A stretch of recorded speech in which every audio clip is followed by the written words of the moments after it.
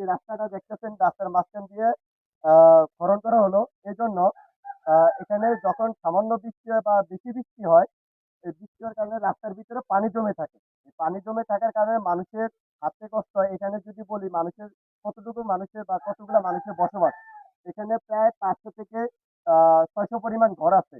যেখানে হাজারো মানুষের উপরে বসবাস। এই মানুষের রাস্তা দিয়ে হাঁটার জন্য খুবই কষ্ট হয়েছে রাস্তাতে পানি জমে থাকার কারণে। তো এইখানকে নিজের উদ্যোগে জনগণের এই রাস্তা খনন করা হইতেছে তাদের থেকে। টাকা নিয়ে উদ্যোগে এখানে পানি সরানোর জন্য। এই পানি সরাতে যাওয়ার ক্ষেত্রে এখানে টাকার যে সংকট, এখানে বিগত দিনে ১৭ বছর মানুষের কাছে এখানকার জনগণের কর্মকর্তার কাছে গেছে।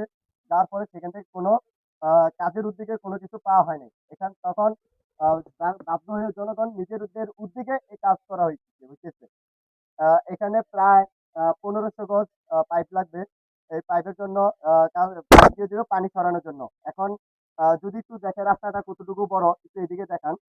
রাস্তাটা ওই যে একদম মেইন রোড থেকে এদিকে মেইন রোড পুরোটাই এমনকি রাস্তা হলো আপনার মাটির। কোনো এখানে আ সোলিং বলেন বা পাকা বলেন বা পিচ বলেন কোনটাই দেওয়া হয় নাই।